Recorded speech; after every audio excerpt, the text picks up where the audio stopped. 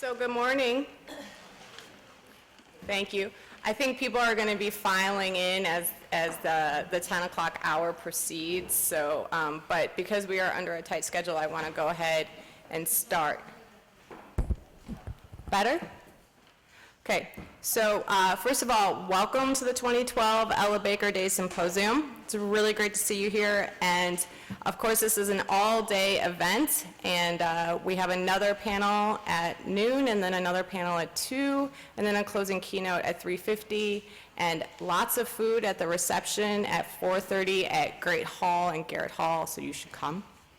A few things before we proceed with the formal program.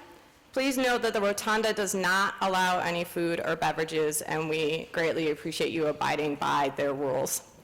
And at this point, I would like to acknowledge the University of Virginia Women's Center for hosting this year's Ella Baker Day Symposium and for endorsing this project, which is my baby.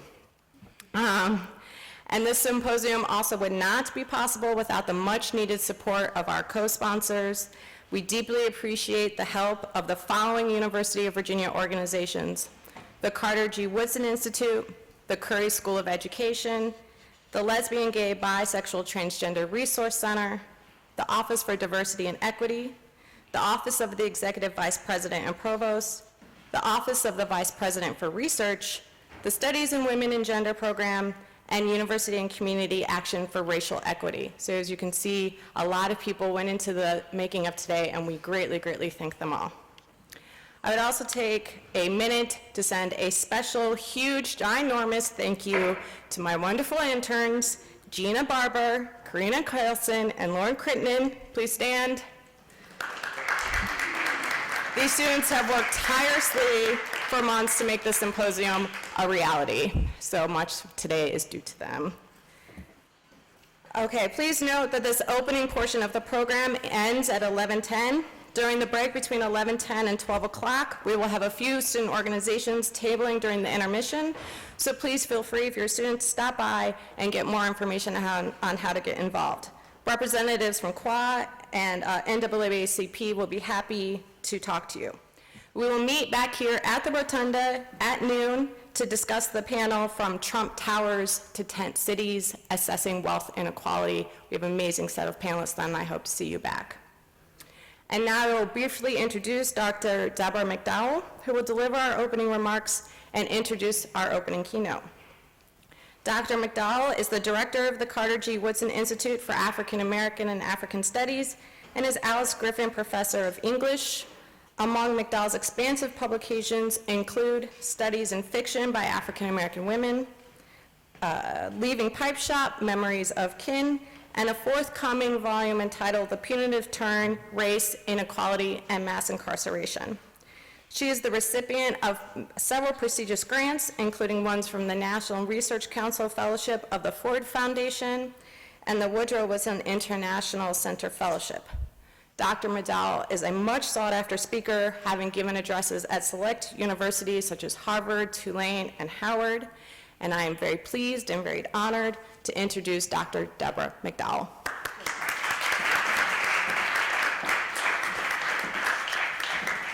Thank you so much, Hepzibah, and good morning to you, and thank you for your presence.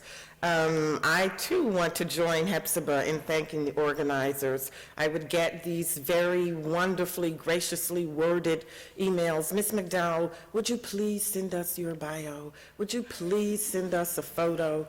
And I would inevitably have forgotten to do it. But they reminded in, just the most wonderful way, not like, where is your bio? I sent you the message 10 days ago. Anyway, so it is my pleasure, and especially to Hepzibah for having had the vision to conceive of the need for an Ella Baker Day. And this is the second, right? And when she first announced this intention last year, I thought, yes, how wonderful. Why didn't anybody think of doing this before? Okay, so I've been asked to make a few remarks that will frame the day. We'll say a little bit about Ella Baker, and then I'll introduce our keynote speaker. And I will begin with just two very simple questions. Who was Ella Baker, and why do we need her? Who was Ella Baker, and why do we need her? These are not idle rhetorical questions, for while I'm sure that many of us gathered here know of Ella Baker, there are some perhaps who don't.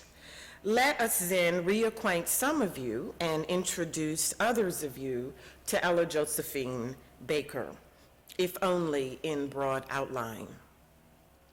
We Southerners, I hail from Alabama, are inclined to claim people, even if they weren't born in the South, or for that matter, see, he knows, even if they didn't live there for the duration of their lives, if they stopped at the Tasty Cream, we want to claim them. A person need only to have passed some time in the South for us to claim them as a son or a daughter of the region. Ella Jo Baker was a daughter of the South, born just down the road in Norfolk, where she lived until age 9, passing the remainder of her formative years in Littleton, North Carolina. After graduating as valedictorian from Shaw University in Raleigh, North Carolina, she moved to New York City, where she expanded and deepened the political commitments born and forged in the crucible of the Jim Crow South. She cut her political teeth there. There in the New York of the, and from there moved to New York, where in the city of the 1920s and 30s, she worked in many capacities as a community organizer, as an editorial staff member of the American West Indian News, as an editorial assistant at the Negro National News, and eventually as the national director of the Young Negroes Cooperative League, the YNCL, an organization founded in 1930 by George Schuyler, then a black journalist and anarchist, and later, to many people's bemusement, an arch conservative. But the organization he founded helped to develop black economic power through collective planning. These were the Depression years, as you know, when work was scarce and money scarcer, and when Baker, like so many, sought employment with the Workers' Education Project of the Works Progress Administration, or the WPA. There she taught courses in consumer education, labor history, African history, all the while involving herself with the protests and social movements of the era, particularly those affecting black people here and abroad. She protested Italy's invasion of Ethiopia and supported the campaign to free the Scottsboro defendants in Alabama, a group of young black men accused of raping 2 white women on a train. Throughout this period, she continued to hone what would become her signature commitments to grassroots politics, to community service, cooperative struggle, and democratic mass action. She advocated for widespread local action as a means of change. An approach to the struggle for equal rights influenced many movements, most particularly the success of the modern civil rights movement. Baker's investment in grassroots politics was often put to the test during her long association with the NAACP, in which organization she served as field secretary, traveling widely, especially in the South, recruiting members, raising money, and organizing local campaigns. She was named director of branches in 1943, making her the highest-ranking woman in the organization. She was an outspoken woman with a strong belief in egalitarian ideals, which often put her in conflict with the class politics of the NAACP. She did not warm to the organization's legendary snobbishness and dismissed what she considered the frivolous pursuits of those at the head of some of its local branches, those who seemed, to her mind, far more interested in whether Baker could play bridge or golf than whether she needed to organize local Black communities. Her efforts to push the organization to decentralize its leadership and to aid its membership in more activist campaigns at the local level were not uniformly accepted or appreciated.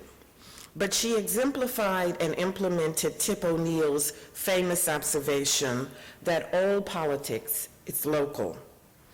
She understood that in order to be effective, the field secretaries of the NAACP needed to know the issues and culture of each locale in which they moved and which they sought to organize. She fought to make the NAACP more democratic and in tune with the needs of the people.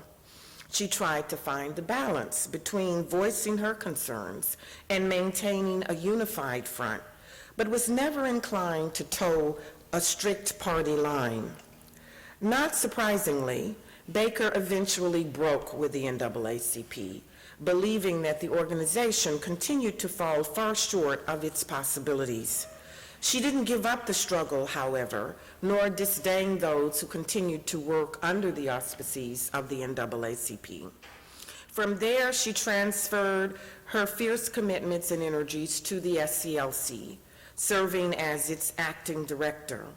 She helped to found the Student Nonviolent Coordinating Committee, or SNCC, mentoring such founding members as Diane Nash, Stokely Carmichael, Bob Moses, and Julian Bond, all of whom called her our Gandhi. As Baker's biographer, Barbara Ransby notes in Ella Baker and the Black Freedom Movement, A Radical Democratic Vision, a book which I highly recommend to you all, Baker believed, and I quote, that young people should be at the forefront of the struggle for social change. If the energy, optimism, and rebelliousness of youth could be harnessed and directed into constructive political channels, the Black movement could be revitalized again and again. But at the same time, Ransby adds that while Baker held no great reverence for older established leaders, she did not believe that the mantle of leadership should pass to them automatically simply because of their youth. I think this is a lesson that some of our contemporary youths could understand. Things don't pass to you just because you're younger. You earn your place to take command. I could go on to provide further details about Ella Baker's biography, but let me move to close by asking us to consider that second question. What can Ella Baker teach us, and how has she kept teaching us even from the grave? I would first say, propositionally, Ella Baker can teach us plenty. First, she can teach us about the importance of cooperation and collective action, because she understood that these are the ideological pillars of social change, particularly lasting social change. 2, she taught us that the inequities inherent in a capitalist society must always be opposed. In an article in the 1970s, she wrote, "Only basic changes in the social structure of the country will be adequate to meet the needs of the poor, both Black and white, given that in the midst of such great wealth, millions are impoverished." 3, she taught us that all work is but a means to meeting consumer demands. The real wage, she argued, and this is a particularly important point to bear in mind in light of the most recent incarnation of the living wage movement here at UVA. Ella Baker taught us that the real wage is what the pay envelope will actually buy.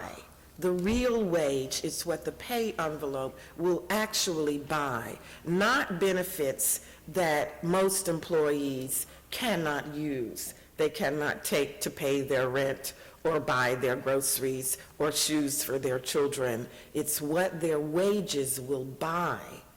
Fourth, Ella Baker taught us that leadership for lasting change must involve an open-minded, and here I underscore open-minded, exploration of a wide spectrum of political views and approaches.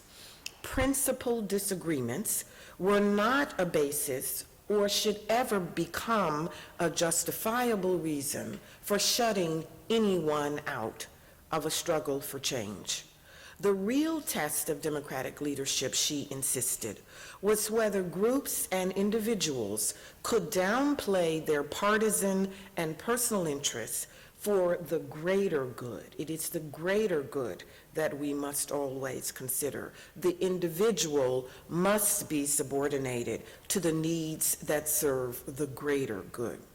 Proprietary claims to any organization or to any position within that organization were corrupting. Proprietary claims must be avoided. One could achieve victories through insisting on proprietary claims, but such victories would always be Pyrrhic. Would that Ella Baker's name was as instantly recognizable as Martin Luther King's, and it certainly should be when we consider that they marched together, worked together, struggled together. As the New York Times columnist Gail Collins noted in an op-ed titled "The Real Women Behind the Men," Dr. King and the other male leaders and martyrs of the civil rights movement are always going to be a beacon in the center of our history.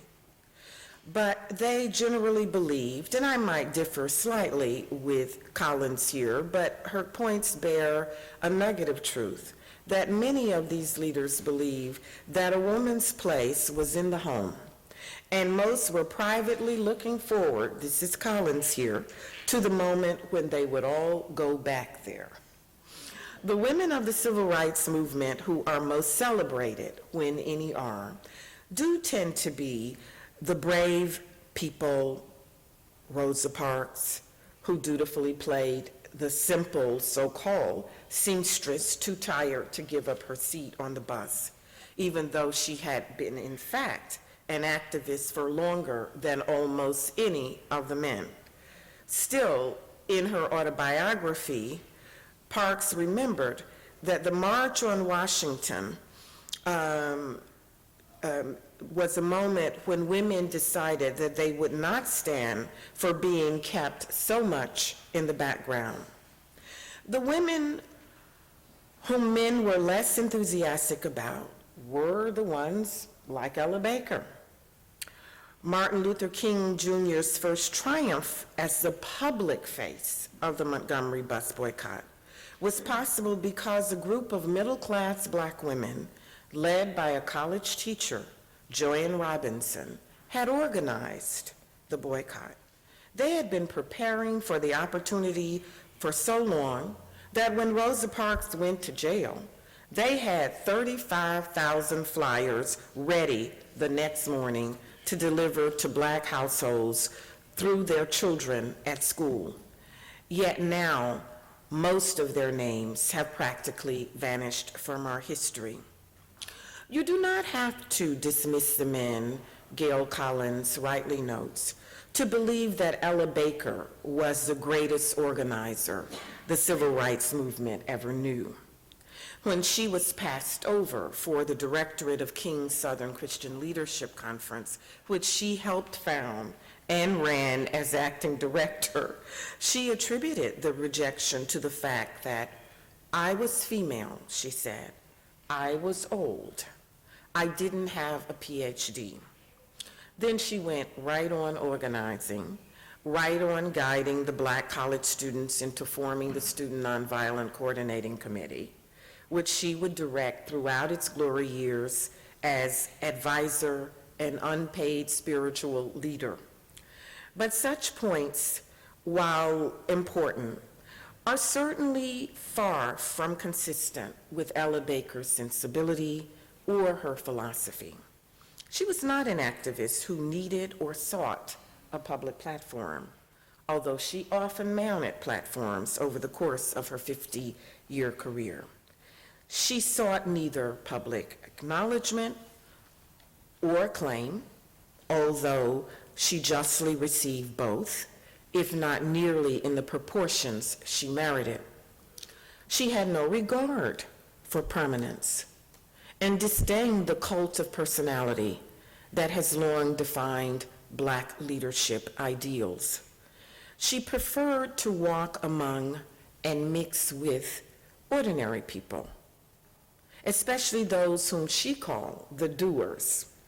By all accounts, she was an unassuming, unpretentious woman. Once referring to a worker in one of the local branches in Richmond, Virginia, where she had gone to work and organized within 2 weeks, or it expanded the membership rolls within 2 weeks by 15,000, she noted, this man was a bad driver, but it didn't matter. I rode with him anyway. I rode with anybody.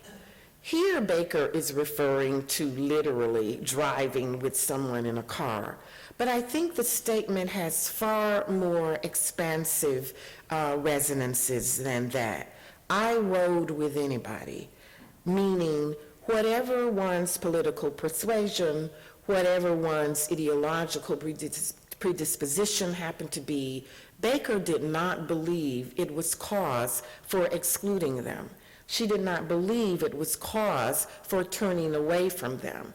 Rather, she saw such differences as essential to the kind of conflict out of which change and positive action, positive collective action, can emerge.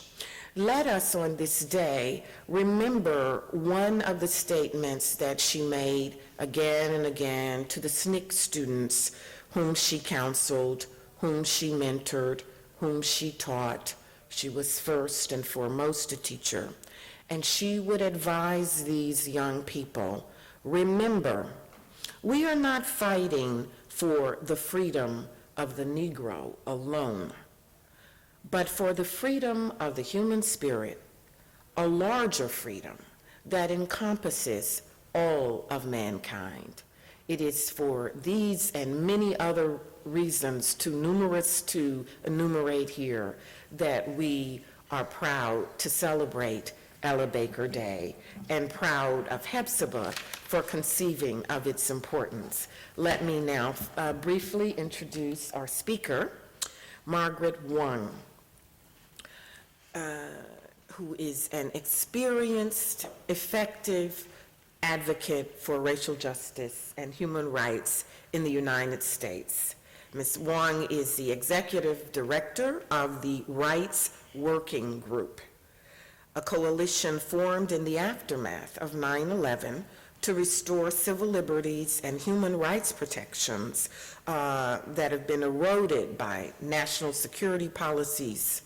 As a national coalition of more than 320 civil liberties, immigrant rights, and human rights organizations, the Rights Working Group seeks to ensure that the rights of everyone in the United States are respected regardless of citizenship, of immigration status, race, national origin, religion, or ethnicity. In 2009, Rights Working Group launched a campaign, Racial Profiling, Face the Truth, and Do We Ever Need That Now? And if I may get in a plug for those of us who are Charlottesville citizens, there will be this coming Wednesday night at First Baptist Church, a forum on racial profiling. And what time is it, Rick? 7 p.m. 7 p.m., all right? Excuse me, but I think Ella Baker would have done that too. Okay. So, Rights Working Group launched a campaign, Racial Profiling, Face the Truth, working with member organizations and allies around the country to enact legislation and win policy reforms that would ban racial and religious profiling by law enforcement agencies. Ms. Wang has spoken at a number of national conferences, and she has given testimony before the United States Commission on Human Rights and the Inter-American Commission on Human Rights. She has published articles and op-eds on human rights and RWG advocacy campaigns, and she authored a chapter, Going Global, Appeals to International and Human Rights Bodies in Human Rights at Home, published by Prager Publishers in 2007. Ms. Wang sits on the steering committee of the Human Rights at Home campaign, which seeks to promote a domestic human rights agenda in the U.S., and serves on the board of directors for the U.S. Human Rights Network, a coalition of more than 250 organizational members dedicated to promoting U.S. government accountability to human rights standards. Ms. Wang's previous work experience includes serving as director of the U.S. Program of Global Rights, as program director of the Robert F. Kennedy Center for Human Rights, as program manager at the Asia Foundation, and as committee staff for the U.S. Foreign Relations Committee.